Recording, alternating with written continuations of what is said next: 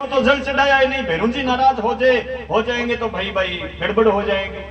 तो ये संशय हो जाता है। इसलिए कोई एक ऐसा देवता बताओ जिस एक की पूजा करने से सब देवी देवताओं की पूजा का फल मिल जाए।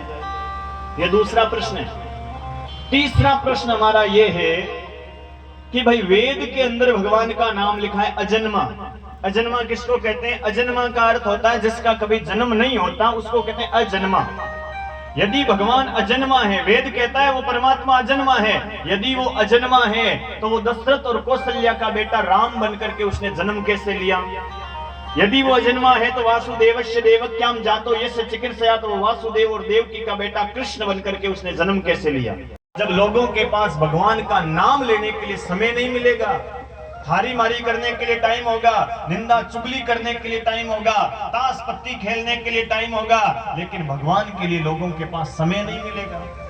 अब आप देख लो कितनों के पास समय है।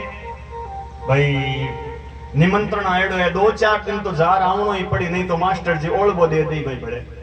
अरे भाई श्रद्धा से समय निकालिए भगवान के लिए। जो भगवान के लिए श्रद्धा से समय निकालता है, परमात्मा कहते हैं, एक बात ध्यान देना, परमात्मा कहते हैं तू मेरी तरफ एक कदम बढ़ा करके देख, मैं 100 कदम ना बढ़ा दूं तो तू कहना, लेकिन हम वो एक कदम बढ़ाएं तो सही। ये पांचवा प्रश्न है कि आप छोटी बात को बड़ा मत बताना, बल्कि सार सार बता देना।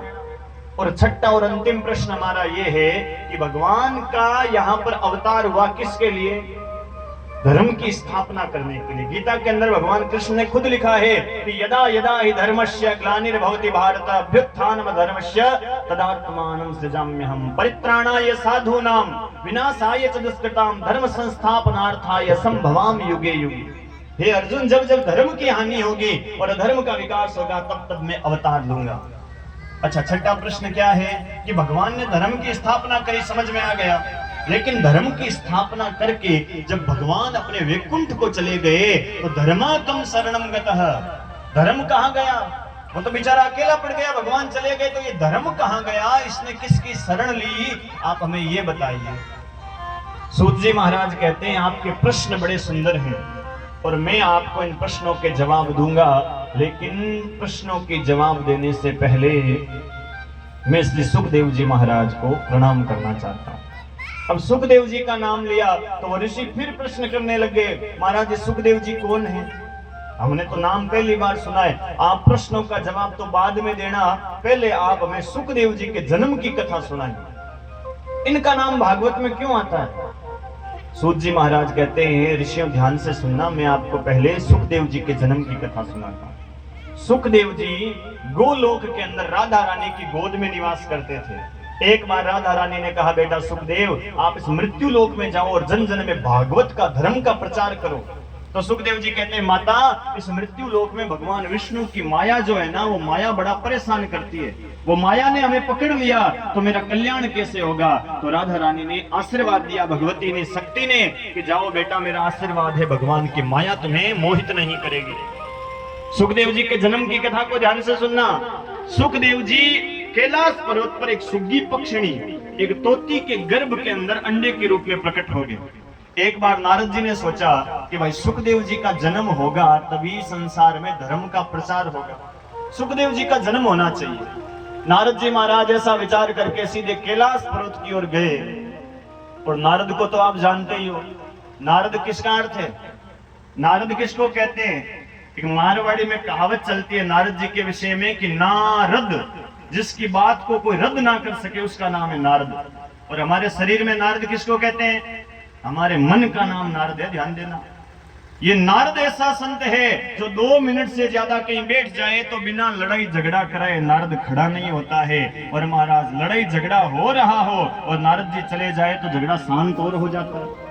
नारद जी कैलाश पर्वत पर गए जहां पर शंकर भगवान और भगवती जगदम्बा पार्वती विराजमान हैं। शिव जी तपस्या कर रहे थे। नारद जी ने प्रणाम किया और प्रणाम करके अंदर गए। अंदर जाते ही पार्वती ने बड़ा स्वागत किया। आइए आइए नारद जी महाराज, आजकल तो कोई दिखाई नहीं देते। अरे बहुत दिनों के बाद आए हो, क्या बात है? आजकल संसारियों के घरों में आते जाते नहीं हो क्या? घर में ही रहते हो, कहां रहते हो, दिखाई नहीं देते? नारद जी कहते हैं, मैया अब आपको क्या बताऊं, आजकल मैंने इन संसारियों के घरों में आना जाना बिल्कुल बंद कर दिया है। बोले क्यों? नारद जी कहते हैं मैया संसार के लोग ना मतलबी बड़े हो गए हैं। सुर नर मुनि जन सबकी यह रीति, स्वार्थ लाग करें सब प्रीति। जब मतलब होता है बड़े मीठे मीठे बोलते हैं और मतलब समाप्त होते ही एक दूसरे को पहचानते ही नहीं। और तो और आजकल तो पति पत्नी के बीच में भी अनबन चलती रहती है, एक दूसरे से बातें छिपाने लगे हैं, पति पत्नी भी एक दूसरे से कपट करने लग गए हैं। इसलिए मैंने तो संसारियों के घरों में आना जाना बंद कर रखा है।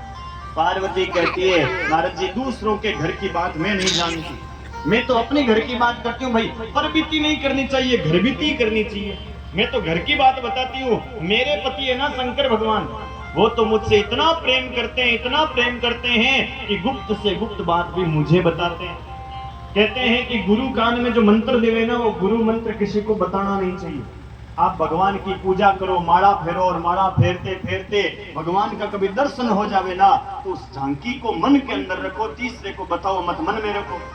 लेकिन शंकर भगवान मुझे बताते हैं कि पार्वती आज मैंने ईश्वर की इस लीला का दर्शन किया, आज मैंने भगवान के इस रूप का दर्शन किया, मेरे पति बड़ा प्रेम करते हैं। नारद जी कहते हैं मैया ये तो बड़ी अच्छी बात है, और मैं तो कहता हूँ आप दोनों का भगवान करे प्रेम बढ़ता ही जाए, बढ़ता ही जाए, बढ़ता ही जाए। लेकिन मैया शंकर भगवान सारी बातें बताते हैं आपको? बोले बिल्कुल सारी बताते हैं। नारद जी कहते हैं फिर मैया सारी बताते हैं तो वो बात भी जरूर बताई होगी। पार्वती कहती वो कौन सी? नारद जी कहते अरे वही तो किसी को नहीं बताते। अरे नारद जी बताओ तो सही, याद आने तो आज ही पूछूंगी। नारद जी कहते हैं मैया शंकर भगवान के गले के अंदर एक मुंडों की माला लटकती रहती है, एक खोपड़ियों की, माथों की माला, मुंडों की। उसमें वो माथे, वो खोपड़ियां किसकी लगी कभी बताया है? पार्वती कहती नारद जी और तो सारी बातें बताई, लेकिन वो खोपड़ियां किसकी ये तो आज तक नहीं बताया। नारद जी कहते हैं भैया ये क्या प्रेम करते हैं, ये तो दिखावे का ही प्रेम। अरे जिन माथों को हमेशा गले में लटका कर घूमते फिरते हैं, सीने से लगा कर घूमते हैं, उसमें वो माथे लगे किसके हैं ये भी नहीं बताया। फिर तो भैया दिखावे का प्रेम है। अब देखो मैं तो ज्यादा आपके परिवार के बीच में नहीं आता, आप जानो आपका काम जाने, मुझे तो ना कहीं और जाना है। नारद जी महाराज नारायण नारायण नारायण करते हुए वहां से निकले। शंकर भगवान बाहर बैठे थे। नारद जी कहते हैं भोले बाबा अंदर माता पार्वती आपको बुला रही है।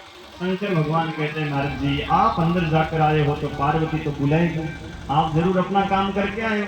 अब इधर पार्वती को इतना क्रोध आया, अपने नए नए वस्त्र उतार दिए, फटे पुराने मेले कुचेले कपड़े पहन लिए, गहने आभूषण श्रृंगार का सामान उतार दिया, बालों को बिखेर लिया और सीधी पार्वती कोप भवन में जाकर के बैठ गई।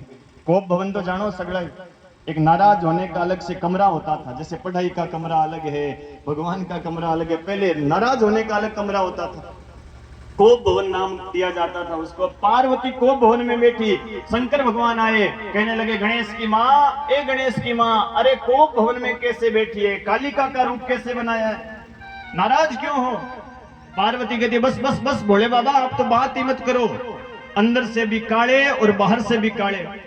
शंकर भगवान कहते हैं पार्वती बाहर का काला हूं वो तो मैं भी जानता हूं, शमशान की भस्मी शरीर पर लगाता हूं तो उससे काला ही होऊंगा, लेकिन अंदर का काला वो होता है जो कोई कपट करता है, जो कोई बात छिपाता है। और देवी हमने तो आपसे कभी कोई कपट किया नहीं, तो बाहर का कैसे काला हुआ, अंदर का कैसे काला हुआ? पार्वती कहती अच्छा कपट नहीं किया तो आपने क्या मुझे कभी बताया है जीवन में कि आपके गले के अंदर जो मुंडों की माला है, जो खोपड़ियों की, माथों की माला, इसमें ये माथे किसके लगे?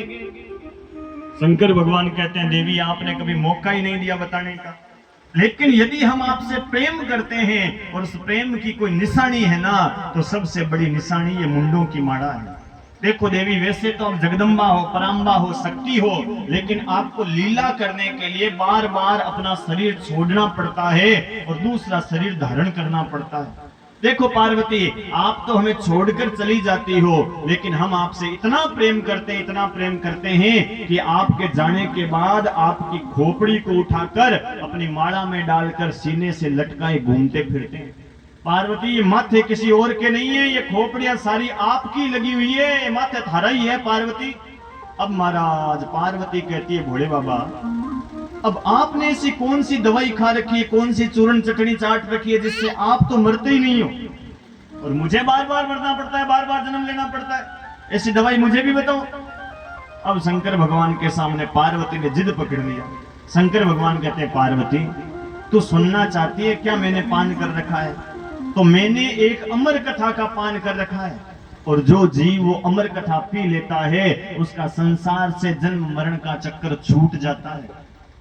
पार्वती कहती तो वो अमर कथा मुझे भी सुनाओ। वो अमर कथा कौन सी है? कोई और कथा नहीं है, ये भागवत ही वो अमर कथा है जो महाराज हमेशा अमर रहती है। ये भागवत कभी पूर्ण नहीं होती, हमेशा निरंतर चलती रहती है। क्यों? क्योंकि भागवत का नाम है गंगा। जिस प्रकार गंगा कभी रुकती नहीं है, उसी प्रकार ये भागवत रूपी गंगा हमेशा वितरण करती रहती है। अब महाराज शंकर भगवान कहते हैं पार्वती कथा तो सुना दूंगा, लेकिन मेरी कथा का एक नियम है, मैं आंख बंद करके कथा सुनाता हूं, और कौन बीच में कथा सुन रहा है, कौन नींद ले रहा है, नहीं सुन रहा, पता कैसे चलेगा? एक काम करो, तुम बीच में ओम ओम ओम ओम ओम का हुंकारा देती रहना, और मुझे पता चलता रहेगा कि भाई पार्वती जाग रही है, कथा सुन रही है। पार्वती कहती है भोले बाबा आप तो कथा सुनाओ, हुंकारा देने में तो बड़ी एक्सपर्ट हूँ, हुंकारा अच्छा दूंगी मैं, आप तो कथा सुनाओ। अब कैलाश पर्वत पर शंकर भगवान ने 2 आसन बिछाए, एक अपने लिए एक पार्वती के लिए। सामने पार्वती बैठ गई, शंकर भगवान कथा सुनाने लगे। उससे पहले 3 बार शंकर भगवान ने से ताली बजाई। क्यों बजाई 3 बार ताली? क्योंकि पार्वती के अलावा कोई तीसरा व्यक्ति ये कथा ना सुन लेवे और उस ताली की आवाज से वहां से भाग जाए। अब जैसे ही ताली बजी, मैंने कहा था वहां पर एक सुग्गी पक्षिणी, एक तोती, गर्भवती तोती बैठी थी। अब जैसे ही पहली ताली में सारे पशु पक्षी वहां से जाने लगे, महाराज वो तोती उड़ने लगी, लेकिन तोती जैसे ही उड़ी, उसके गर्भ का जो अंडा था वो अंडा कैलाश पर्वत पर गिर गया। दूसरी ताली बजी, दूसरी ताली के बजते ही अंडे के अंदर जो जीव था वो जीव पक गया, और तीसरी ताली बजते ही ताली का कंपन हुआ, कंपन होते ही वो अंडा फूट गया, और अंडे से बोलिए सुखदेव भगवान की, सुखदेव जी का प्राकट्य हो गया। इसीलिए भागवत की कथा कहीं भी हो रही है ना, वहां पर सुखदेव जी की स्थापना जरूर होती है। जैसे यहाँ तोते के रूप में ये सुखदेव जी का पूजन होता है, तोता लगाया हुआ होता है ना, इसीलिए तोते की स्थापना। जहां सुखदेव जी की पूजा नहीं है, जहां सुखदेव जी की स्थापना नहीं है, समझ लो भाई भागवत कथा वहां अधूरी है। अभी सुखदेव जी की पूजा नमस्कार जरूरी है। अब सुखदेव जी को नमस्कार हुआ। अब महाराज शंकर भगवान कथा सुनाने लगे। पीछे बैठा वो तोता उस कथा को सुन रहा है। पहले दिन की कथा हुई, दूसरे दिन, तीसरे दिन, चौथे, 5वें दिन तो वो तोता नाचने लगा, क्योंकि भागवत में अमृत वचन है। 5वें दिन की कथा में भगवान कृष्ण के जन्म की कथा आती है, बधाइयों की कथा आती है, नाचने की कथा आती है। तो महाराज वो तोता नाचने लगा। 5वें दिन, 6ठे दिन की कथा, 7वें दिन की कथा में शंकर भगवान कहते हैं पार्वती, एक दत्तात्रेय नाम के ऋषि थे, दत्तात्रेय जी की कथा आती है। 7वें दिन की कथा में 24 गुरुओं की कथा आती है। एक दत्तात्रेय नाम के ऋषि थे, उन दत्तात्रेय जी ने अपने जीवन में 24 प्रकार के गुरु बनाए थे। मैं तुझे गुरुओं की कथा सुनाता हूं। अब महाराज गुरु का नाम आता है तो ज्ञान का नाम आता है, और ज्ञान का नाम आता है ना तो ज्ञान शरीर में पचता थोड़ा कठिनता से है, इसलिए ज्ञान की बात आते ही शरीर में आलस आने लग जाता है, नींद भी आने लग जाती है। कथा सुनने बैठोगे ना आपको नींद भी जरूर आएगी। आप देख लेना, माला फेरने बैठोगे ना तो उबासी आनी चालू हो जाएगी। सत्संग सुनने बैठोगे, जागरण सुनने बैठोगे तो नींद आनी चालू हो जाएगी। नोटों की गड्डी गिनो, 100 नोट होते हैं, नींद नहीं आएगी। लेकिन माला में 108 माला के मिणिये हैं, लेकिन वो माला फेरते ही नींद आने लग जाती है। ये नींद क्यों आती है पता है? नींद कौन है?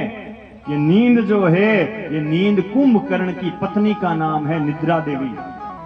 भगवान राम ने कुंभकर्ण को मारा तो वो नींद आकर कहती है महाराज आपने मेरे पति को मारकर बड़ा दुख दिया है, मैं आपके घर के आगे ताला लगा दूंगी। भगवान कहते हैं कैसे लगाएगी? बोले आपका घर साकेत वैकुंठ है। भगवान कहते हैं। बोले आपके घर में कौन आता है? कहते जो कथा सुनता है, सत्संग सुनता है, भगवान का नाम लेता है, वो आता है। नींद कहती है काम करूंगी, जहां भी कथा होगी श्रोता कथा सुनेंगे ना, उन सब के माथे पर आकर के बैठ जाऊंगी। महाराज तो कथा सुनाते रहेंगे और मैं श्रोताओं को नींद में सुला दूंगी। कोई कथा सुनेगा ही नहीं तो फिर वैकुंठ कौन जाएगा भाई? खाली कमरे के तो ताला ही लगाना पड़ता है, मैं ताला लगा दूंगी। तो महाराज नींद आती जरूर है, ध्यान देना। कथा में बैठोगे उबासियां आएगी, पर नींद क्यों आती है? कहते हैं हमारे अंदर शरीर में जो पाप होते हैं ना, वो कथा सुनते हैं तो पाप बाहर निकलते हैं, और वो पाप इस शरीर को छोड़ना नहीं चाहते हैं, इसलिए शरीर में विघ्न उत्पन्न करते हैं ताकि ये नींद ले लेवे और कथा ना सुने, हम पाप शरीर में ही बैठे रहे। पर कथा में तो भाई नींद भी आवे ना तो फायदा करती है। कैसे फायदा करती है ध्यान देना। एक महाराज कोई किसी गांव के अंदर भागवत की कथा हो रही थी, जैसे यहाँ हो रही है, पूरा गांव कथा में आता, लेकिन उस गांव में एक सेठ जी रहते थे, वो सेठ जी कभी कथा में नहीं जाते। एक दिन सेठ जी की पत्नी कहती है पूरा गांव कथा में जाता है, कितना आनंद आता है कथा में, कथा में चलो एक दिन तो सुनकर आओ। अब सेठानी रोज रोज जिद करने लगी तो वो सेठ कहता है चल आज तेरी कथा वो सुनकर आता हूँ। अब सेठ जी पहली बार कथा में गए, आरती हो रही थी, गांव वाले जैसे ही सेठ जी को देखा, गांव का मुख्य आदमी कथा में आया तो गांव वाले स्वागत करने लगे, आइए आइए आइए आइए, सेठ जी पहली बार कथा में आए थे। अब सेठ जी आगे आरती हुई, आरती होते ही सारे लोग तो नीचे बैठ गए, लेकिन सेठ पहली बार कथा में आया था, उसको पता नहीं था कब बैठना चाहिए कब उठना चाहिए, तो सेठ खड़ा ही रहा। अब गांव वालों ने कहा भाई पहली बार आया है पता नहीं है, तो गांव वाले कहते हैं बैठिए बैठिए बैठिए। सेठ जी बैठ गए। अब महाराज सेठ जी को कथा सुनने की आदत तो थी नहीं, कथा जैसे ही चालू हुई, कथा चालू होते सेठ जी को तो आ गई नींद। 3 घंटे की नींद आई, कथा पूरी हुई, आरती हुई, जयकारा लगा, जयकारा लगते ही सारे गांव वाले तो उठकर घर चले गए, लेकिन सेठ जी नींद में बैठे। तो एक कोई भला आदमी हाथ पकड़ कर कहता है सेठ जी कथा हो गई, अब जाइए जाइए जाइए। सेठ जी घर आए, घर आते ही घरवाली कहती है रोज कहती थी कथा में जाओ कथा में जाओ, कितना आनंद आता है, आज गए ना कथा में कैसी लगी? सेठ कहता है तू तो फालतू में दिमाग खराब करती है, तू कहती है रोज कथा में जाओ कथा में, तेरी कथा में तो कुछ है ही नहीं, आज मैं सुनकर आया। सेठानी कहती है 3-4 घंटे कथा सुनकर आया और कहता है कथा में है ही नहीं कुछ, क्या सुना आपने कथा में? तो वो सेठ कहता है मैंने तो खाली 3 बात सुनी, चौथी तो कोई बात ही नहीं, कथा में तो 3 बात है खाली। सेठानी कहती है 3 बात कौन से सुनकर आ गया? तो सेठ कहता है पहला तो मैंने ये सुना आइए आइए आइए, दूसरा सुना बैठिए बैठिए बैठिए, और तीसरा सुना जाइए जाइए जाइए, चौथी तो कोई बात ही नहीं है। हमारा सेठ जी ने तो इतनी सुनी थी, बाकी तो नींद आ गई थी। सेठानी ने सोचा मूर्ख आदमी है, पहली बार गया है, फिर कहूंगी तो जाएगा और नहीं। तो सेठ जी की पत्नी कहती है अरे सेठ जी यही तो भागवत है, ये 3 ही मंत्र हैं भागवत के, यही सुनने के लिए हम तो रोज रोज जाती है। अब सेठ जी ने सोचा भाई होगी यही भागवत। रात को पति पत्नी भोजन करके सो गए, सेठानी को नींद आ गई, लेकिन सेठ जी को नींद नहीं आवे। दिन में नींद ले तो रात को आवे नहीं नींद। सेठ जी कहते नींद नहीं आ रही। तो सेठ जी की पत्नी कहती है सेठ जी एक काम करो, दिन में जो भागवत का मंत्र सीख करके आए थे ना उसकी माला फेरो। अब नींद फायदा कैसे करती है?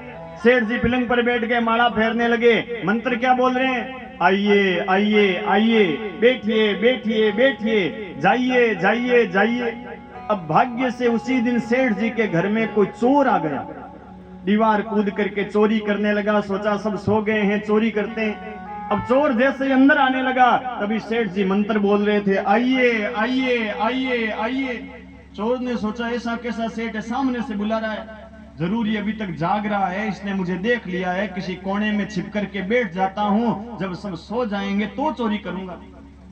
चोर बैठने लगा कोने में, तभी सेठ जी मंत्र आगे बोलते हैं बैठिए बैठिए बैठिए बैठिए। चोर ने सोचा अब तो बैठने के लिए और बोल रहा है, जरूर इसने मुझे पहचान लिया है, एक काम करता हूँ यहाँ से भाग जाता हूँ नहीं तो पकड़ लेगा। अब वो चोर भागने लगा तभी सेठ मंत्र आगे बोलता है जाइए जाइए जाइए जाइए। चोर सोचता अब तो जाने में और फायदा नहीं है, सवेरे घर आ जाएगा पुलिस को लेकर के, इससे तो अच्छा है इसके सामने हाथा जोड़ी कर लेता हूँ। महाराज वो धन की पोटली चोर ने सेठ जी के चरणों में रखी, हाथ जोड़कर कहा भले आदमी आपके घर में चोरी करने की मैंने गलती की है, मुझे क्षमा कर दीजिए, आज से मैं ये चोरी का धंधा छोड़ दूंगा, आज मुझे क्षमा कर दीजिए। वो चोर भाग गया, सेठ की नींद टूट गई। सेठ जी ने सारी बात अपनी पत्नी को बताई तो महाराज पत्नी कहती है सेठ जी आप ईश्वर की सच्ची कथा में गए थे और सच्ची कथा से 3 झूठे शब्द पकड़ करके लाए थे। इन 3 झूठे शब्दों के कारण आज आपका घर चोरी होने से बच गया। अरे चोरी होने से घर बचा सो बचा, उस चोर का जीवन बदल गया। देखो उसने चोरी का कर्म छोड़ दिया। उसी प्रकार यदि आप सच्ची कथा में जाकर भगवान का एक भी सच्चा नाम पकड़ करके लाते तो हमारे जीवन के अंदर काम, क्रोध, लोभ, मोह, अहंकार, ममता, मात्सर्य के जो चोर हैं वो चोर शरीर को छोड़ करके भाग जाएंगे और इस शरीर का कल्याण हो जाएगा। तो महाराज कथा में तो नींद भी आवे ना तो नींद फायदा ही करती है, लेकिन इसका मतलब ये नहीं है कि महाराज कथा में आते ही सो जाएं। महाराज ने कहा है फायदा ही करके तो नींद ही लेवे, आ जावे तो चिंता नहीं करनी है। लेकिन ये नींद ऐसी है जो भाई कथा के अंदर सत्संग में माड़ा में आती जरूर है। और क्या कहते हैं संत भगवान, भाई इस नींद का कोई खरीदार हुए तो मैं तो बेचने को ही तैयार हूं, लेकिन कोई नींद को तो फ्री में भी खरीदने को तैयार नहीं। और क्या कहते हैं भक्त जनाइए भाव, हो राम रटेलो हो तेरो माया जाल, कटलो निंदरा बेच दो कोई ले तो निंदरा, निंदरा बेच दो कोई ले तो। हो राम रटेलो हो तेरो माया जाल, कटलो हो तेरो माया जाल, कटलो निंदरा बेच दो कोई ले तो, निंदरा बेच दो कोई ले तो।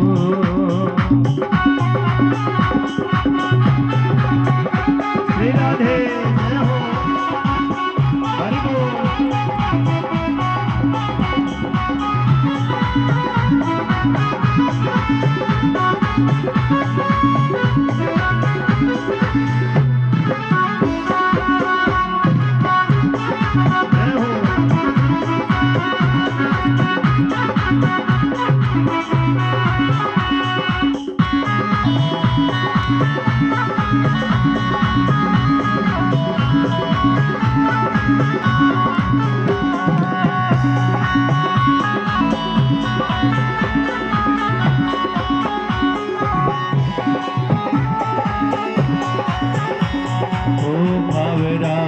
सत्संग में बैठो चित में राखो चेतो, चित में राखो चेतो।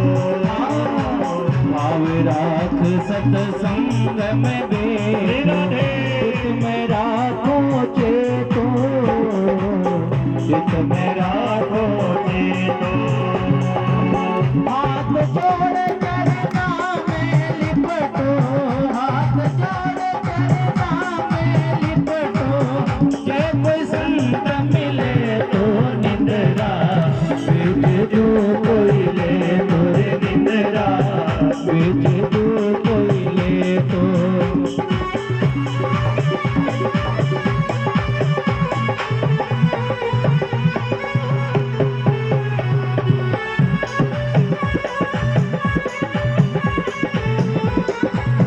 हरि बोल।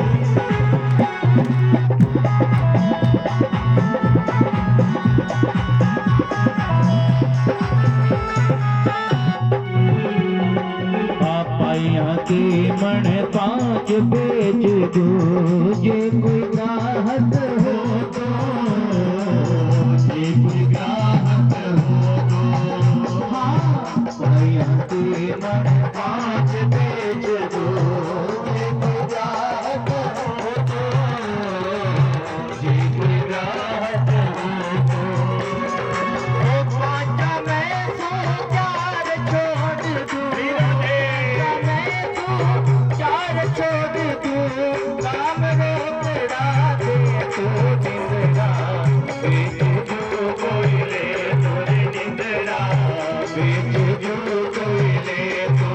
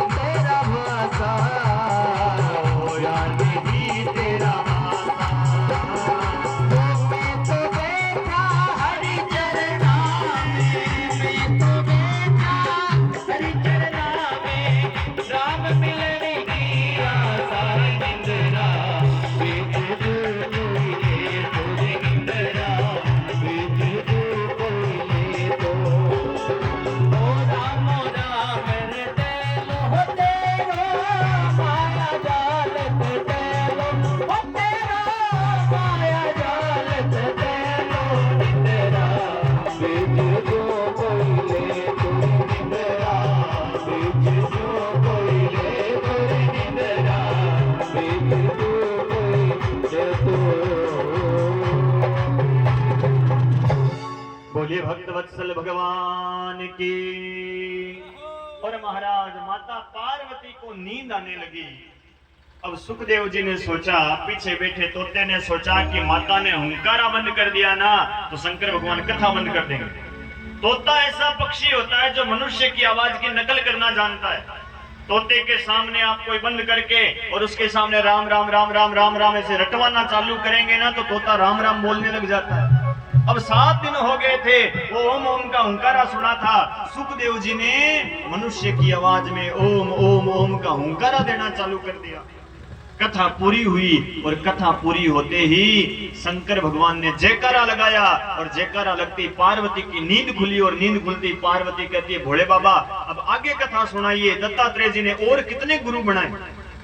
शंकर भगवान कहते हैं पार्वती भांग मैं खाता हूं, नशा तुम्हें आता है, कितने गुरु बनाए? अरे मैंने तो 24 गुरुओं की पूरी कथा सुना दी, तू कहती कितने बनाए? पार्वती कहती है क्षमा करना भोले बाबा, आपने तो 24 की सुनाई लेकिन मैंने तो एक भी गुरु की कथा नहीं सुनी, मुझे तो नींद आ गई थी। शंकर भगवान कहते तुझे नींद आ गई कोई बात नहीं, तो फिर हुंकारा कौन दे रहा था, कथा सुनी किसने है? इधर उधर देखा कोई दिखा नहीं, पीछे मुड़कर देखा तो महाराज वो सुखदेव तोता उड़ते उड़ते भागने लगा।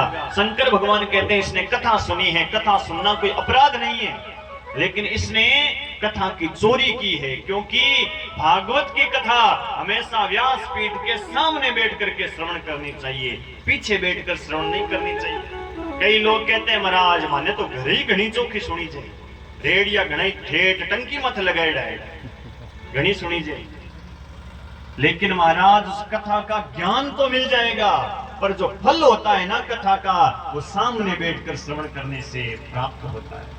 में सबसे तेज होता है वो क्यों? क्योंकि सवेरे सवेरे कोई बच्चा पढ़ाई करेगा और महाराज सनत कुमार आकर आशीर्वाद दे देंगे बदो बदो बदो भाई बदो, तो उस बच्चे की विद्या बढ़ने लग जाती है। बड़े बुजुर्ग घरों में बडेरे क्या कहते थे, दो भाई सवेरे सवेरे कोई लड़ाई करे तो बड़े बडेरे कहते थे अरे बेटा दिनू के लड़ाई मत करो नहीं तो पूरे दिन थारे घर में कड़ई हुएला। इसका मतलब क्या है? सवेरे सवेरे लड़ाई करेंगे, सनत कुमार कह देंगे भाई बदो बदो बदो, तो महाराज फिर वो लड़ाई बढ़ेगी। तो करना क्या चाहिए? सवेरे जल्दी उठना चाहिए, ब्रह्म मुहूर्त के अंदर।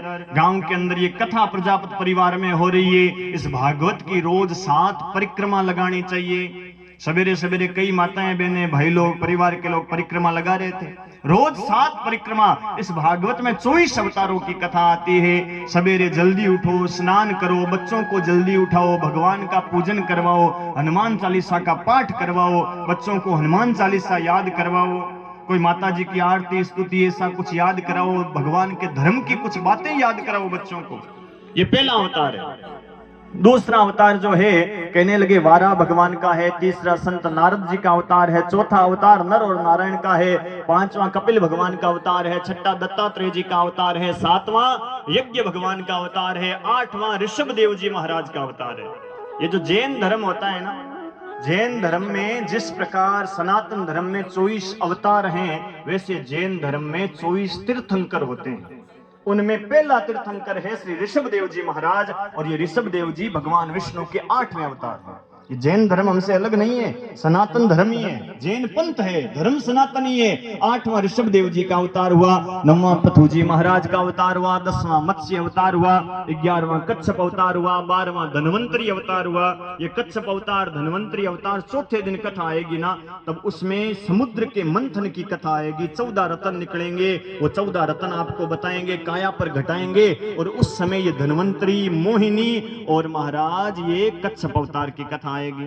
14वां अवतार जो है भगवान का नरसिंह भगवान का अवतार है। 15वां वामन भगवान का अवतार है। राजा बलि के द्वार पर वामन भगवान 3 पैर की धरती मांगने के लिए जाएंगे, ये भी आगे कथा के अंदर हमारी भागवत के अंदर कथा आएगी। 16वां परशुराम जी का अवतार है। 17वां महर्षि वेद व्यास जी महाराज का अवतार है। 18वां श्री राम जी का अवतार है। 19वां बलराम जी का अवतार है। 20वां भगवान श्री कृष्ण का अवतार है। 21वां हरि अवतार है। 22वां हंस अवतार है। 23वां बुद्ध अवतार है और 24वां कल्कि अवतार। अभी तक हुआ नहीं है कल्कि, अभी तक 23 अवतार हुए हैं और 24वां कल्कि अवतार कब होगा? जब आधे से ज्यादा कलयुग आ जाएगा, तब भगवान का कल्कि अवतार होगा। अब आधा कब आएगा? इस कलयुग की उम्र बताइए शास्त्रों में कि कितने साल की उम्र है कलयुग की। शास्त्रों में लिखा है कलयुग की उम्र है 4,32,000 साल का ये कलयुग है। ये कलयुग की उम्र है। द्वापर युग की उम्र कितनी थी? 8,64,000 साल का द्वापर युग था।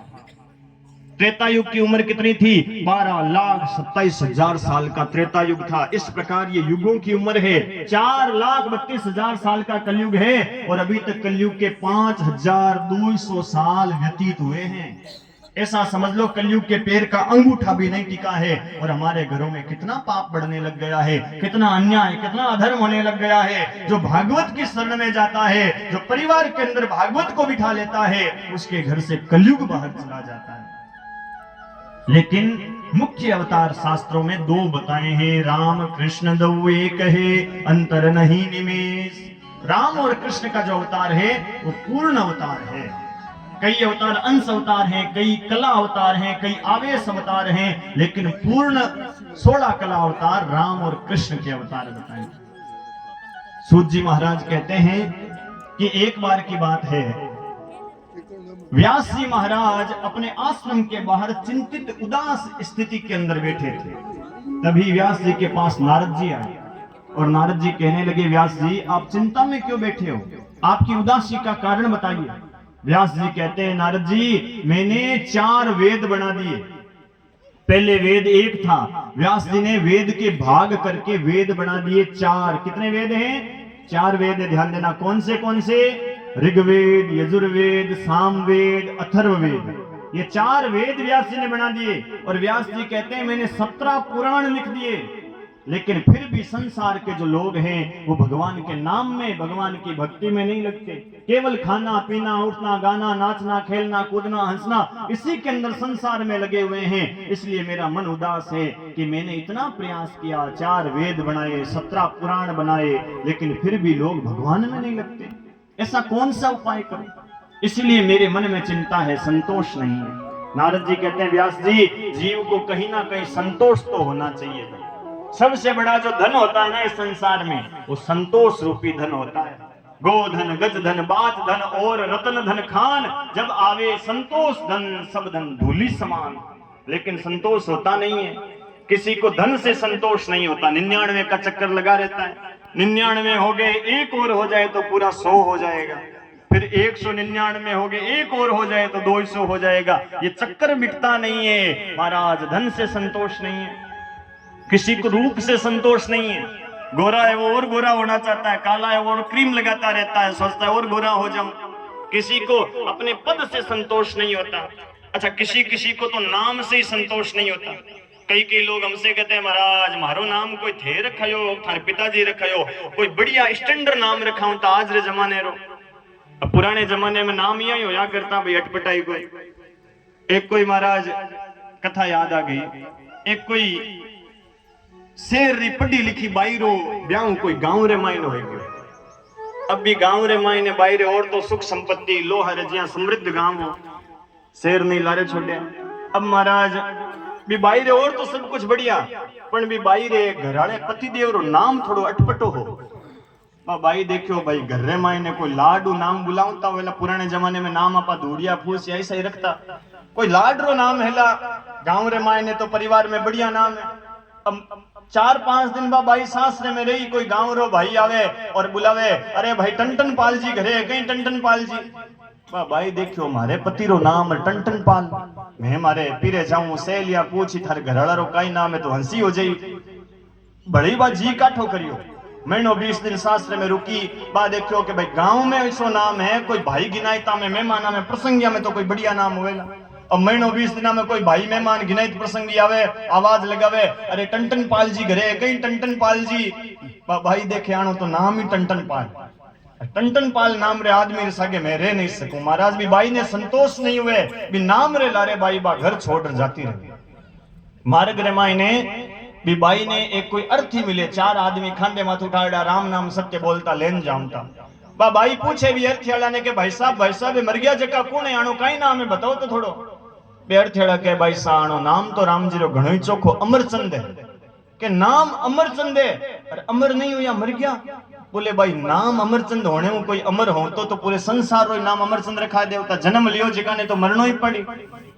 भाई देखो भाई नाम हुई कहीं नहीं हुए मैं नाम रेला रे छोड़ रहा है बड़ी जी का ठोकरे बाबाई आगे जावे आगे भी भाई ने कोई भिखारी मिले भीख मांगतो बाबाई कहे हट्टो कट्टो शरीर है आत्मक थारा सही सलामत है मेहनत मजदूरी कमाई कर खावे नहीं कहीं भीख मांगे कहीं नाम है थारो।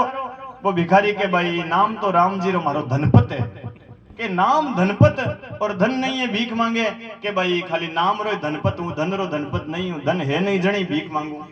वाह बाबाई आगे जावे आगे भी बाई ने एक दूसरी बाई मिले जी की आप रे घर रे आगे आप री गाया रो काम करती गोबर उठावती। बाई कहे भाई तू गाया रो गोबर उठावे थारो कई नाम है। दूसरोड़ी बाई के भाई नाम तो मारो लक्ष्मी के नाम लक्ष्मी और तू गोबर उठावे के भाई मारे घर रो काम मारी गाया मारो काम मैं नहीं करूं तो कोई दूसरो और थोड़ी करी मारो काम तो मैं नहीं करना पड़ी नाम लक्ष्मी होने हूं कहीं हुए। भाई विचार करियो नाम ही कहीं नहीं हुए तो मैं नाम रे लारे मारो घर खराब कर लियो। भी भाई ने संतोष हुए और भाई मन में विचार करे कि अमरियो तो खांदे चढ़ियो धनपत मांगे भीख अरे अमरियो तो खांदे चढ़ियो धनपत मांगे भीख लक्ष्मी बाई पोठा चुगे अपने तो टन पाली ठीक मारा। भाई ने संतोष हो जाए पच जाती रहे। तो कहने का भाव समझना जीव को कहीं ना कहीं संतोष होना चाहिए। सबसे बड़ा जो धन है वो जीवन में संतोष को जिसने अपना लिया वो जीवन में दुखी नहीं हो सकता। और नारद जी कहते व्यास जी आप संत होकर के चिंता में बैठे हो यदि चिंता दूर करनी है तो मैं आपको एक उपाय बताता हूं। मेरे पिता ब्रह्मा जी को भगवान नारायण ने कान में 4 मंत्रों की भागवत सुनाई थी और वही 4 मंत्रों की भागवत मैं आपको सुनाता हूं। आप उन 4 मंत्रों की भागवत को विस्तार करके एक 18वां पुराण बनाइए जिसका नाम है भागवत महापुराण। व्यास जी कहते हैं अरे अब बूढ़ा हो गया हूं इंद्रियां शिथिल हो गई है आंखों से दिखाई नहीं देता कानों से सुनाई नहीं देता अब कैसे लिखूंगा मेरी तो शक्ति नहीं है। नारद जी कहते हैं व्यास जी एक संत की कृपा हो जाए तो जीव क्या नहीं कर सकता। मुझे देखिए मेरे जीवन को देखिए। यहाँ पर नारद जी अपने पिछले जन्म की कथा सुनाते हैं। नारद जी कहते हैं व्यास जी पिछले जन्म में मैं एक दासी का बेटा था और मेरा जन्म हुआ जन्म होते ही मेरे पिताजी संसार छोड़ करके चले गए। मेरी विधवा माँ गरीब स्थिति थी लोगों के घरों में जाती झाड़ू लगाती जूठे बर्तन मांजती तब हमें 2 वक्त का भोजन मिलता। एक बार नारद जी अपने जन्म पूर्व जन्म की कथा सुना रहे हैं व्यास जी को और व्यास जी से कहते हैं व्यास जी एक बार हमारे गांव में कोई संत आए चौमासा करने के लिए। मेरी माँ संतों के पास गई। संत गृहस्थी थी अपनी पत्नियों के साथ में रहते थे। माँ कहती आपके आश्रम में कोई बाबा गाय दूने का काम हुए झाड़ू लगाने का काम हुए हमें दे दो और हम माँ बेटे 2 वक्त का भोजन प्राप्त कर लेंगे। संत दयालु थे। संतों ने कहा बेटी हमारी तो बेटी के समान है हमारी पत्नियां हैं अंदर जो भी काम मिले प्रेम से कर जैसा प्रसाद हमें मिले तुम भी पाना। नारद जी कहते हैं व्यास जी मैं संतों के आश्रम में रहने लगा। संत कथा करते प्रवचन करते भजन करते तो मैं संतों के सामने बैठता तो संत मेरे माथे पर हाथ रखते और मेरा नाम रख दिया रामदास। दासी का बेटा था नाम रख दिया रामदास। 3-4 महीने सत्संग हुआ। मेरा मन सत्संग में कथा में ऐसा लगा कि संत जब जाने लगे तो मैंने संतों से कहा महात्माओं आप जाओ तो मुझे छोड़कर मत जाना मुझे अपने साथ लेकर जाना। संत कहते कोई नहीं बेटा तू चलना। अब माँ को पता चला कि बेटा साधुओं के साथ जाना चाहता है। माँ रोने लगी गिड़गिड़ाई महात्माओं से कहा महात्माओं मेरा एक ही बेटा है बुढ़ापे की लकड़ी है आंखों का तारा है इसको लेकर मत जाना। संत कहते हैं माँ कहती है लेकर मत जाओ बेटा कहता है लेकर जाओ करें तो क्या करें। तो संतों ने माथे पर हाथ रखा रामदास से और कहा बेटा रामदास पहली जो गुरु होती है ना वो माँ होती है। पहली गुरु माँ है फिर दूसरा गुरु पिता है और तीसरा नंबर आचार्य का आता है। वेद में क्या लिखा है मातृदेवो भव। पहला नाम माँ का आया है दूसरा नाम पितृदेवो भव दूसरा नाम पिता का आया है फिर तीसरा नाम आता है आचार्य देवो भव। तीसरे नंबर में गुरु का नाम है। पहले माता पिता जब तक माँ जिंदा है ना तो माँ की सेवा कर और जब माँ मर जावे ना तो तू भजन करना। हम तुझे एक मंत्र देते हैं उसका तू जाप करना तुझे भगवान जरूर मिलेंगे। मंत्र क्या दिया है इस भागवत में लिखा है ओम नमो भगवते तुभ्यम वासुदेवाय धीमहि। ये वासुदेव गायत्री मंत्र है लेकिन गायत्री मंत्र महाराज पढ़ने का नियम होता है। शुद्ध अवस्था में अशुद्ध अवस्था में पढ़ना चाहिए नहीं पढ़ना चाहिए नियम का ध्यान रखना पड़ता है। लेकिन इसी का एक शुद्ध मंत्र और है इसको कहते हैं द्वादशाक्षर मंत्र। ये भागवत का मूल मंत्र है। ये मंत्र क्या है? ओम नमो भगवते वासुदेवाय। इस मंत्र में 12 अक्षर हैं। आप गिनती करोगे ना, ओम नमो भगवते वासुदेवाय, तो 12 अक्षर का मंत्र है। इसको कहते हैं द्वादशाक्षर मंत्र। लेकिन कई कई इसको गलत बोलते हैं। कैसे बोलते हैं? कई कई बोलते हैं, हमने देखा है, ओम नमो भगवते वासुदेवाय नमः, कई कई पीछे नमे और लगाते हैं। इस मंत्र के पीछे नमः लगाने से ये मंत्र 14 अक्षरों का हो जाता है। ये मंत्र अशुद्ध हो जाता है। मंत्र इतना ही है, ओम नमो भगवते वासुदेवाय। नारद जी ने मंत्र लिया, संत चले गए। अब नारद जी रात दिन सोचने लगे कि मेरी मां मरेगी कब, मेरी मां मरेगी कब, मां मर जावे तो ठीक रहे। ऐसा कभी नहीं सोचना जीवन में। लेकिन वो नारद जी क्यों सोचते हैं? क्योंकि मां भजन में बाधा डालती है। जब तक मां जिंदा रहेगी मैं भजन नहीं कर सकता। और महाराज एक दिन क्या हुआ, एक दिन मां गाय दूने के लिए गई, मार्ग में कोई सर्प बैठा था, सर्प ने डस लिया, मां मर गई। नारद जी को बड़ा रोना आया। लेकिन एक आश्चर्य हुआ, नारद जी की एक आंख से तो गरम गरम आंसू निकले और दूसरी आंख से ठंडे आंसू निकले। ऐसा क्यों हुआ? या तो दोनों से गर्म आंसू निकलते हैं या दोनों से ठंडे। लेकिन महाराज जब हमारे जीवन में दुख होता है और दुख के अंदर व्यक्ति रोता है ना, तो आप देखना वो आंसू गर्म गर्म निकलेंगे। और कभी कभी किसी चीज की खुशी भी होती है, बेटा नौकरी लग जाए, बेटे की शादी हो जाए, पोते का जन्म हो जावे, दादा सिंह सोने की निसरनी चढ़ जावे, तो महाराज खुशी के आंसू भी निकलते हैं। और खुशी के जो आंसू निकलते हैं ना, वो ठंडे निकलते हैं। नारद जी की एक आंख से गर्म आंसू निकले कि अरे जन्म देने वाली मां मर गई, और दूसरी आंख से ठंडे आंसू निकले, अच्छा हुआ मां मर गई, अब कोई भजन में बाधा नहीं डालेगा, खूब भजन करेंगे। नारद जी ने मां का अंतिम संस्कार किया और महाराज मधुवन टीले पर जाकर के संतों का सुमिरन करने लगे, संतों का ध्यान करने लगे, ओम नमो भगवते वासुदेवाय का जाप करने लगे और महाराज संतों का ध्यान करने लगे। किस प्रकार नारद जी महाराज भगवान का भजन कर रहे हैं। संतों का संग करने से क्या कल्याण हो सकता है। नारद जी जैसे जीव ने, नारद जी कहते हैं मैंने संतों का संग किया और संतों की कृपा से दासी का बेटा भी देखो आज नारद कैसे बन गया। संतन के संग लाग रे तेरी अच्छी बनेगी। ये भाव के साथ संतन के संग लाग रे तेरी अच्छी बनेगी। संतन के संग लाग रे तेरी अच्छी बनेगी। अच्छी बनेगी तेरी बिगड़ी बनेगी। अच्छी बनेगी तेरी बिगड़ी बनेगी। ओ तेरो भाग रे तेरी अच्छी बनेगी। हो तेरो बड़ो भाग रे तेरी अच्छी बनेगी। संतन के संग लाग रे तेरी अच्छी बनेगी। श्री राधे जय हो। प्रेम से ताली सेवा करते हुए हरि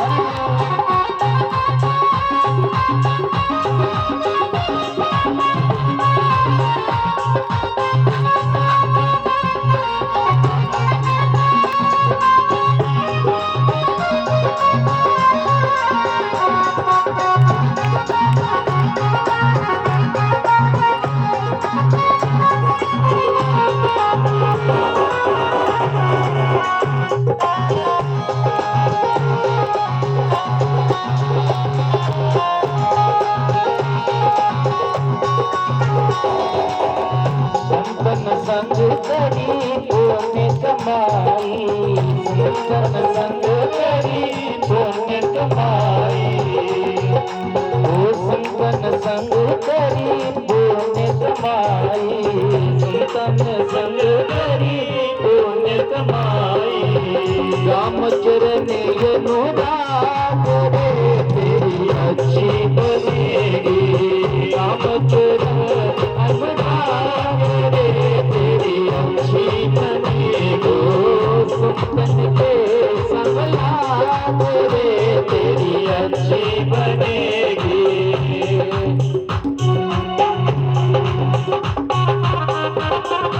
जय हो।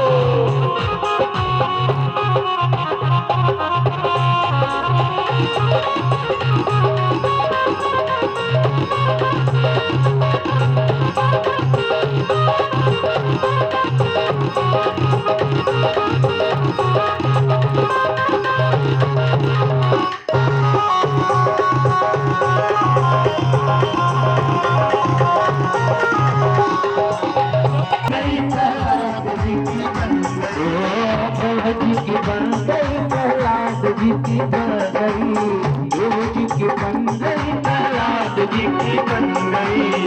हरि सिमरन में याद रे तेरी अच्छी बनी, हरि सिमरन में याद रे तेरी अच्छी बनेगी।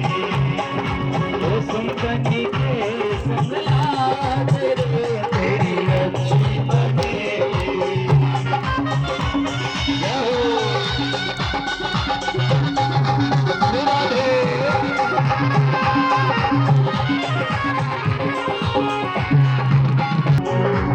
त्याग सके तो त्याग रे तेरी खुशी बनेगी, त्याग सके तो त्याग रे तेरी अच्छी बनेगी।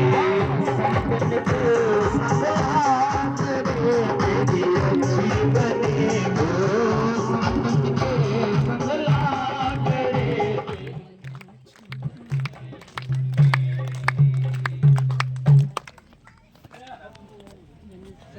में वो बड़े काम आते हैं, मेरे दुख के दिनों में वो बड़े काम आते हैं।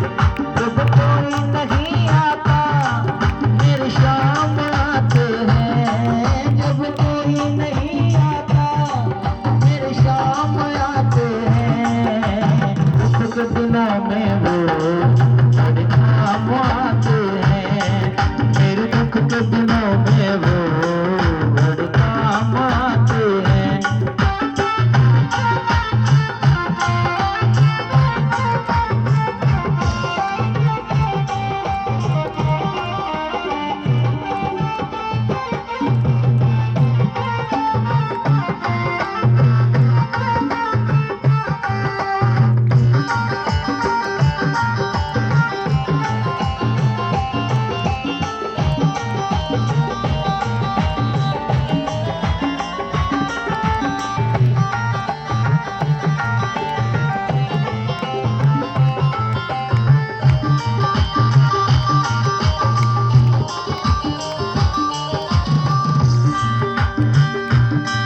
मेरी नैया चलती है पतवार नहीं चलती, मेरी नैया चलती है पतवार नहीं चलती। किसी और की मुझको दरकार नहीं होती, किसी और की मुझको दरकार नहीं होती। मैं डरता नहीं रास्ते सुनसान आते हैं, डरता नहीं रहते सुनसान आते हैं। मेरे दुख के दिनों में वो बड़े काम आते हैं, मेरे दुख के दिनों में वो बड़े काम आते हैं। जब कोई नहीं आता मेरे शाम आते हैं,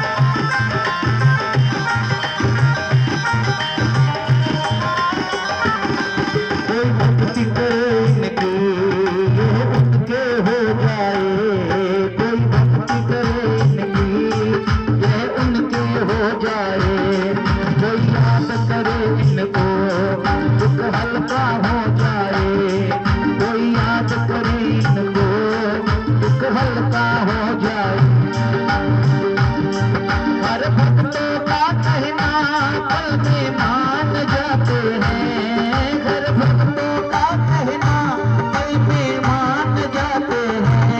मेरे दुख दिलों में वो बड़े काम आते हैं, मेरे दुख दिलों में वो बड़े काम आते हैं।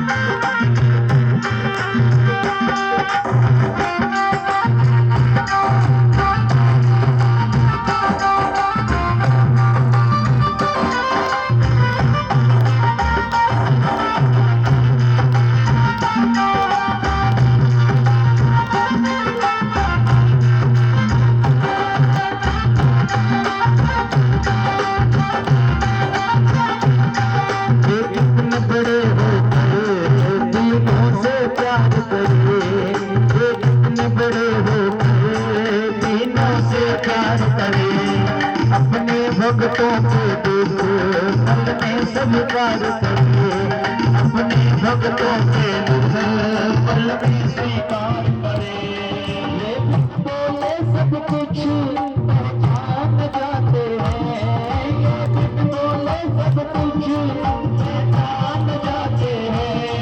मेरे दुख के दिनों में वो बड़े काम आते हैं, दुख के दिनों में वो बड़े काम आते हैं।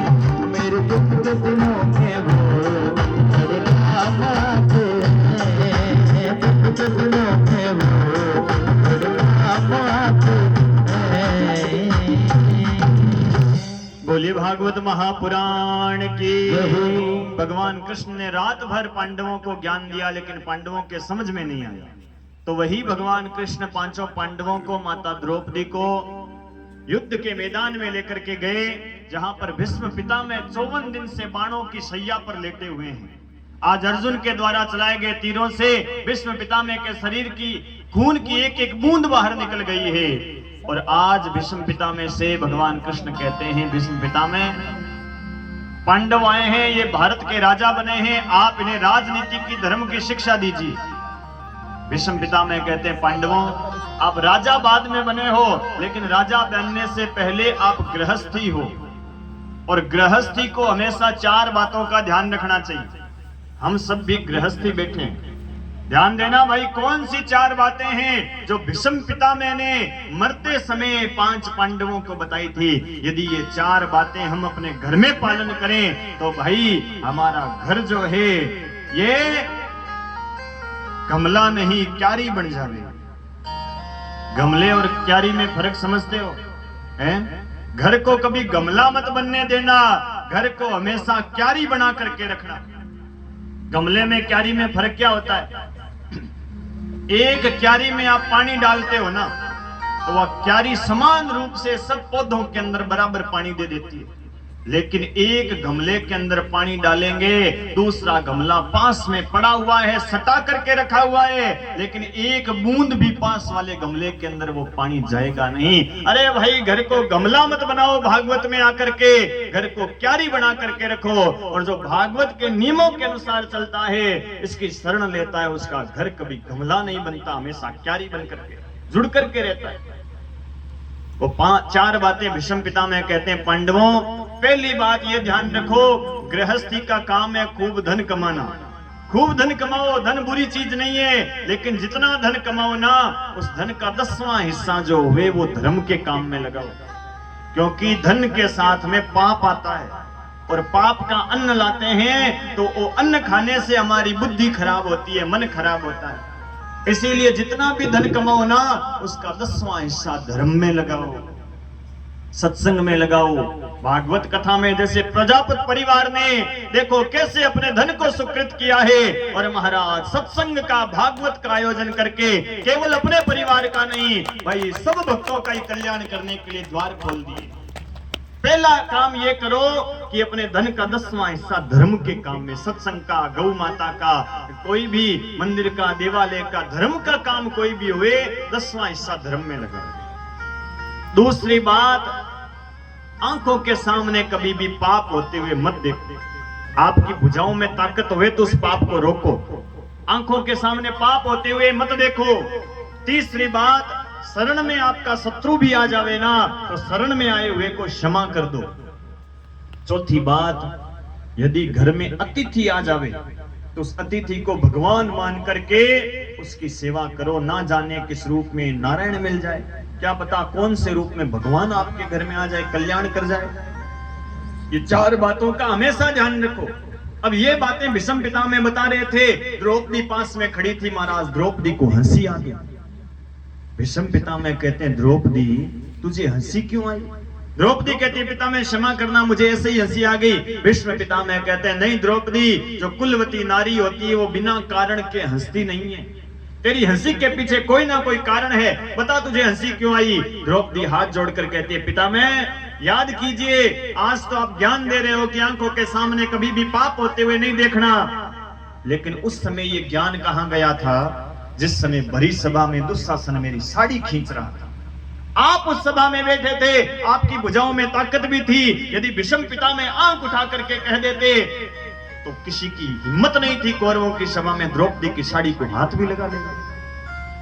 आपने ये पाप होते हुए क्यों देखा? जो भीष्म पितामह जीवन में रोया नहीं था, आज वो हिचकियां भर भर करके भीष्म पितामह रोने लगा। हाथ जोड़कर कहता है, द्रौपदी मैं वही अभागा हूं जिसके सामने तुम्हें निर्वस्त्र किया गया था, लेकिन द्रौपदी उसमें मेरा दोष नहीं है। जिस समय द्रौपदी का चीरहरण हो रहा था ना, उस समय किसी ने भगवान से पूछा कि भगवान आप द्रौपदी की रक्षा करने के लिए बाद में गए थे, कब? जब द्रौपदी की आधी साड़ी खिंच गई, द्रौपदी की लाज चली गई, तब साड़ियों का ढेर लेकर के गए। थोड़ा पहले चले जाते तो क्या घट जाता आपका? भगवान कहते हैं, भैया मैं पहले चला जाता, लेकिन पहले द्रौपदी ने मुझे बुलाया नहीं था। जब द्रौपदी का साड़ी खींचने लगा दुशासन, तो भगवान ने सोचा कि द्रौपदी मुझे आवाज लगाएगी, तुरंत मैं जाऊंगा अपनी बहन की लाज बचाऊंगा, लेकिन द्रौपदी ने भगवान को याद नहीं किया। द्रौपदी क्या कहती है कि दुशासन में एक ऐसी स्त्री हूं जिसके 5 पति अभी तक जिंदा हैं, मेरे पति मेरी रक्षा करेंगे। भगवान ने सोचा, अच्छा इसको तो अपने पतियों पर भरोसा है, पति रक्षा करेंगे, मैं क्यों जाऊं? लेकिन वो पांडव जुए में हारे हुए थे, अपनी गर्दन नीची कर ली। भगवान ने सोचा अब ये द्रौपदी मुझे बुलाएगी, अब मैं रक्षा करने जाऊंगा, लेकिन महाराज द्रौपदी ने फिर भी भगवान को याद नहीं किया। द्रौपदी गई भीष्म पितामह के पास, द्रोणाचार्य के पास, कृपाचार्य के पास, आप बूढ़े बैठे हो, मेरी लाज बचाइए। भगवान ने सोचा, अच्छा इस द्रौपदी को तो इन बूढ़े बूढ़े बाबाओं पर भरोसा है, ये करेंगे रक्षा, मैं क्यों जाऊं, बुलाया ही नहीं मुझे तो। लेकिन भीष्म पितामह ने अपनी गर्दन नीची कर दी। भगवान ने सोचा अब मुझे बुलाएगी द्रौपदी, लेकिन द्रौपदी ने फिर भी भगवान को याद नहीं किया। द्रौपदी उस साड़ी को पकड़कर खड़ी हो गई। द्रौपदी कहती है, दुशासन में एक क्षत्राणी हूं, अपनी रक्षा करना खुद जानती हूं। द्रौपदी ने साड़ी के पल्लू को दांतों में पकड़ लिया। भगवान सोचते हैं, अच्छा इसको अपने आप पर भरोसा है, खुद रक्षा कर लेगी, मैं क्यों जाऊं। लेकिन दुशासन साड़ी खींचने लगा, द्रौपदी के हाथों से साड़ी छूट गई, दांतों से छूट गई साड़ी, और भरी सभा में द्रौपदी ने नजर उठाकर देखा कि द्रौपदी आज तेरी लाज बचाने वाला इस सभा में कोई नहीं है। तब द्रौपदी ने साड़ी को पकड़ा नहीं था, दोनों हाथ ऊपर उठा दिए और द्रौपदी ने कहा, हे गोविंद, हे दीनानाथ, हे करुणानिधान, आज मेरी लाज बचाने वाला इस सभा में कोई नहीं है, हे गोविंद मेरी रक्षा करो। और भगवान कहते हैं, जिस समय द्रौपदी ने मेरा नाम लिया था ना, मैंने एक पल की भी देरी नहीं की, भगवान तुरंत प्रकट हो गए, साड़ियों का ढेर लगा दिया। दुशासन खींचते खींचते बेहोश हो गया। साड़ी बीच नारी है कि नारी बीच साड़ी है, साड़ी ही की नारी है कि नारी ही की साड़ी है। भगवान कहते हैं, मुझे बुलाने में कोई देरी कर सकता है, लेकिन मैं जाने में देरी नहीं करता। वही भीष्म पितामह कहते हैं, द्रौपदी उस समय ये ज्ञान मेरे काम नहीं आया, क्यों? क्योंकि मैंने दुर्योधन के पाप का अन्न खाया था, इसलिए उस दुर्योधन के पाप के अन्न से मेरी बुद्धि खराब हो गई थी। और आज ज्ञान क्यों दे रहा हूं? क्योंकि आज अर्जुन के द्वारा चलाए गए तीरों से दुर्योधन के अन्न का जो खून बना था शरीर में, उस खून की एक एक बूंद आज निकल गई है। आज मेरा शरीर शुद्ध हुआ है, तब ये ज्ञान काम आ रहा है। इसीलिए भाई अपने धन को पवित्र करना। पाप का धन आ जावे घर को बिगाड़ देता है, परिवार को बिगाड़ देता है। इसलिए धन को पवित्र करो, दान के द्वारा, सत्संग के द्वारा, कथा के द्वारा, भगवान की माला के द्वारा, नाम के द्वारा, गौ सेवा के द्वारा, येन केन प्रकारेण भैया अपने धन को पवित्र करो।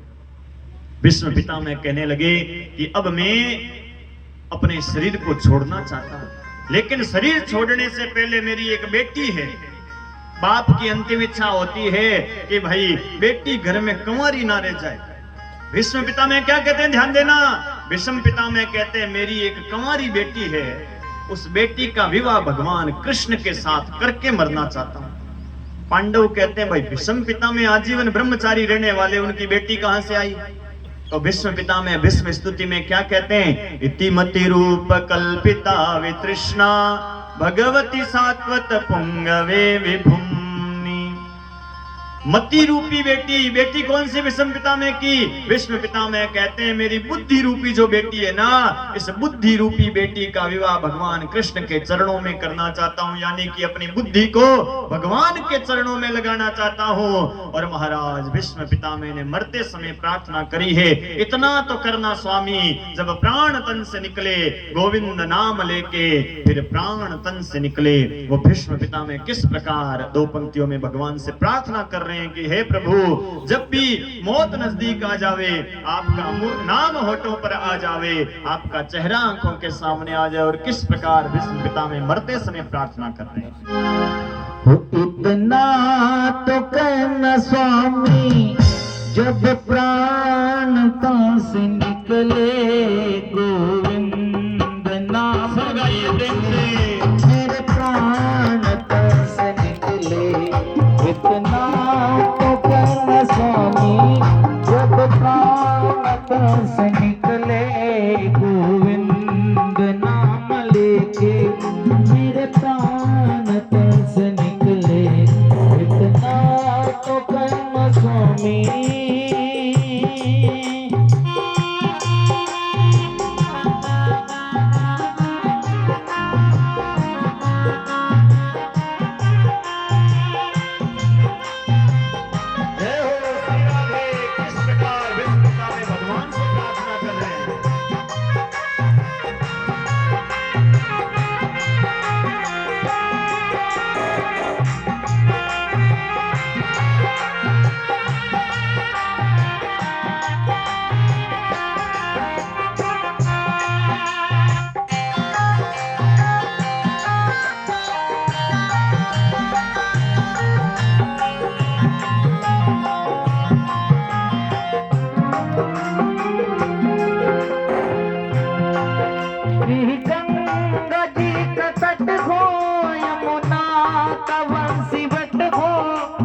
सावरा निकट हो, जब प्राण तन से निकले। राधे गंगा जी का तट हो, यमुना तव शिवत हो, मेरा सावरा निकट हो, जब प्राण तन से निकले। इतना तो करना स्वामी, जब प्राण तन से निकले गोविंद नाम लेके, मेरे प्राण तन से निकले। इतना तो करना स्वामी। राधे जाओ।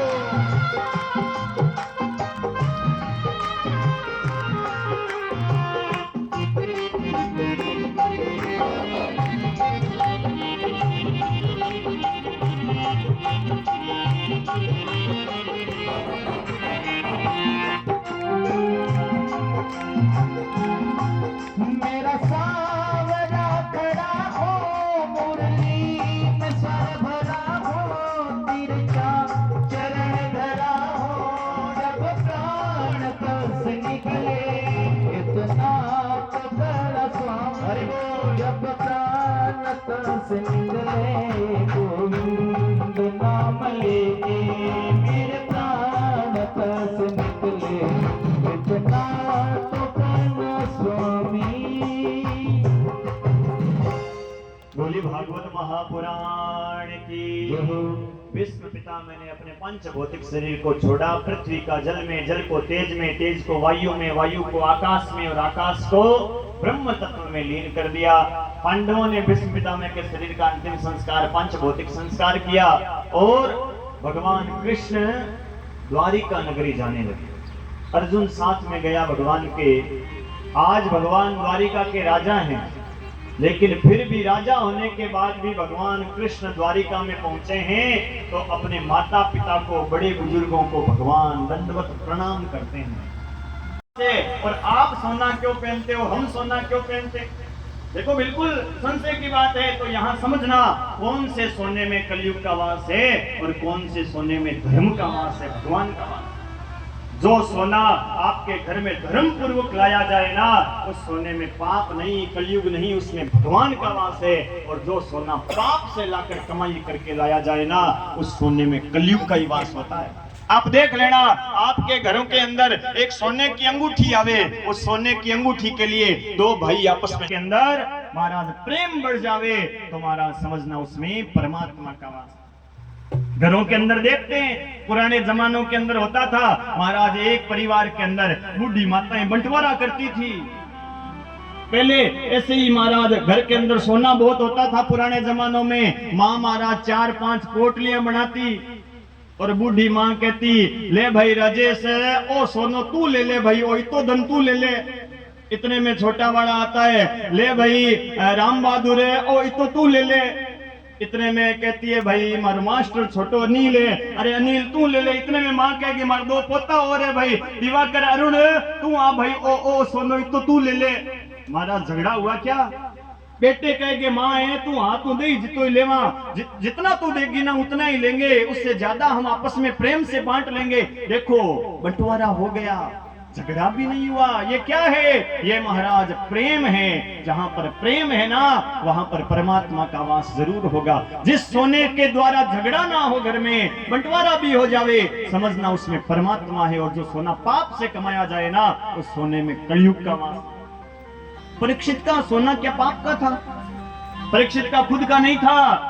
जरासंध को मार करके पांडव उसका मुकुट लाएंगे। आगे 7वें दिन कथा आएगी, ये जरासंध की मृत्यु होगी। उस जरासंध का पाप का वो मुकुट ला करके खजाने में रखा था और वही सोना का मुकुट उसने पहन लिया। अभी बड़ी सुंदर परीक्षित की झांकी का दर्शन करेंगे हम थोड़ी देर में। अब महाराज राजा परीक्षित के माथे पर वो कलयुग बैठ गया और राजा परीक्षित आगे गया तो आत्मा जी माला फेर रहे थे, आसन पर बैठ करके समाधि में स्थित थे। और महाराज राजा परीक्षित आया। राजा परीक्षित ने देखा यहाँ पर कोई नहीं है, एक साधु बाबा बैठा है, तपस्या कर। बड़ी सुंदर झांकी के माध्यम से हम दर्शन करेंगे इस कथा का। अब महाराज राजा परीक्षित ने देखा, भूख प्यास लग गई थी जंगल में भटकते भटकते। और राजा परीक्षित आकर के महात्मा जी से कहते हैं, ए महात्मा कहीं का, मुझे देख करके प्रणाम भी नहीं करता है, ढोंग करता है, पाखंडी कहीं का। अभी बताता हूँ पास में। और उठा करके संत के गले में वो सर्प डाल करके राजा परीक्षित तो वहां से सर्प डाल करके जाने लगा। ऋषि के सामने एक ऋषि का पुत्र बैठा हुआ था, जिसका समीक ऋषि का बेटा, जिसका नाम था श्रृंगी ऋषि। अब महाराज श्रृंगी ऋषि आए। श्रृंगी ऋषि ने देखा, देखो देखो राजा परीक्षित ने मेरे पिता के गले में मरा हुआ सर्प डाल दिया है, मैं उस राजा परीक्षित को छोड़ूंगा नहीं। और महाराज श्रृंगी ऋषि ने हाथ में गंगा जल लिया है और हाथ में गंगा जल लेकर के उस सर्प को पहले अपने पिताजी के गले से बाहर निकाला और हाथ में ऐसा संकल्प लिया है दिशाओं को दिखा करके, और संकल्प को निशाना बना करके श्रृंगी ऋषि कहते हैं, जिस राजा परीक्षित ने मेरे पिता के गले में मरा हुआ सर्प डाला है ना, मैं उस राजा परीक्षित को श्राप देता हूँ, आज से 7वें दिन तक्षक सर्प के डसने से राजा परीक्षित की मृत्यु हो जाएगी। और महाराज ऐसा शब्दों का बाण छोड़ा है, छोड़ते ही समीक ऋषि की समाधि टूटी और कहने लगे, अरे बेटा ये तूने क्या कर दिया?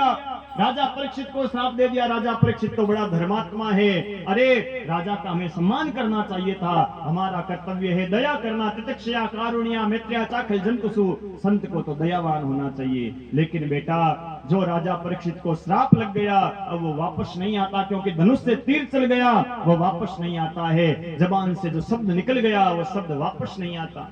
लेकिन कम से कम जाकर के राजा परीक्षित को सूचना तो दो कि आज से 7वें दिन तक्षक सर्प परीक्षित के पास में भेजा।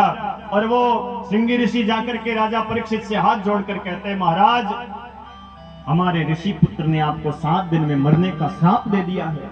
अरे आप अपने मोक्ष का कल्याण का उपाय कर लीजिए, आज से 7वें दिन तक्षक सर्प के डसने से आपकी मृत्यु हो जाएगी। राजा खड़ा हो गया सिंहासन से और कहता है, अरे आपके ऋषि पुत्र ने श्राप नहीं दिया है, मुझे तो वरदान दिया है। अरे मैंने एक ब्राह्मण का अपमान कर दिया, और जो ब्राह्मण का अपमान करता है उसे तो मर जाना चाहिए, लेकिन आपके ऋषि ने मेरे ऊपर बड़ी दया करी है, मुझे 7 दिन का समय दिया है। उसी समय राजा परीक्षित ने अपना राजपाट छोड़ दिया, अपने बेटे जन्मेजय को राजगद्दी पर बिठाया, राज तिलक किया। जन्मेजय कहता है, पिताजी मैं तो अभी तक छोटा हूं, मैं ये राज्य कैसे चलाऊंगा।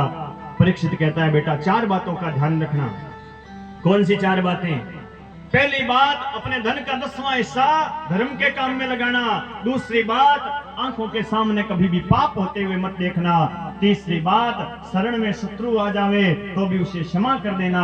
और चौथी बात, अतिथि आवे तो उसको भगवान मान करके उसका सम्मान करना। और महाराज हमारे बीच में भी अतिथि आए हुए हैं, जिनका हम स्वागत अभिवादन करते हैं भाव के साथ में। राम जय राम जय श्री श्याम। हमारे बीच में पूर्व विधायक माननीय भाई साहब श्रीमान रमेश जी महर्षि का गोडवाल परिवार की तरफ से हार्दिक हार्दिक स्वागत। तालियां बजाकर उनका स्वागत कीजिएगा। और मैं भाई साहब से रिक्वेस्ट करूंगा कि व्यास जी महाराज के पास मंच पे आए और जो स्मृति चिन्ह है वो आशीर्वाद रूप में प्राप्त करें। राम जय राम जय श्री राम। आया आया संत पावना आया,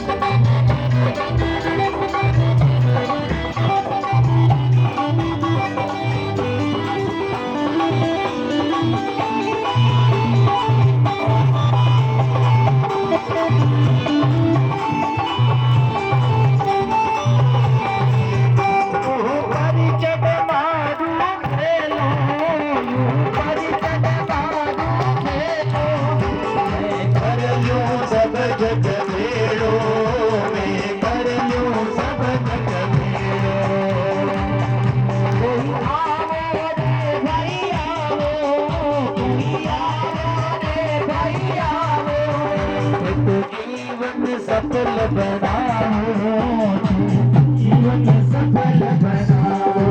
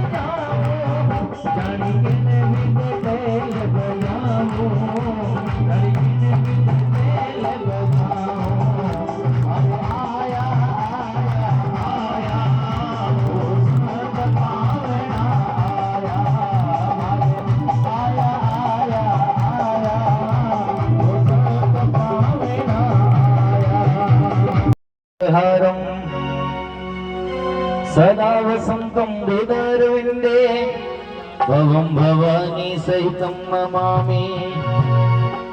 श्यामा तेरी आरती कन्हैया तेरी आरती, श्यामा तेरी आरती कन्हैया तेरी आरती, पूरा परिवार करेगा हाथ जोड़ के, सारा परिवार करेगा गल जोड़ के।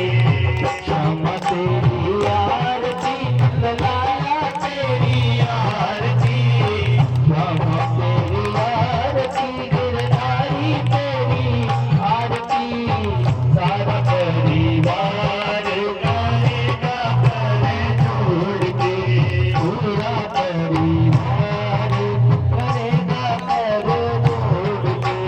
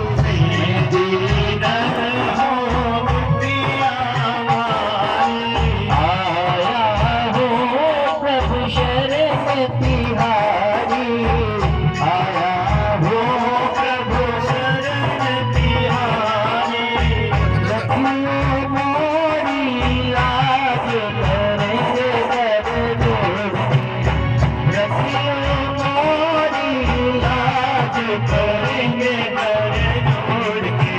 श्यामा तेरी आरती गिरधारी तेरी आरती, श्यामा तेरी आरती गिरधारी तेरी आरती। पूरा परिवार करेगा कर जोड़ के, सारा परिवार करेगा कर जोड़ के।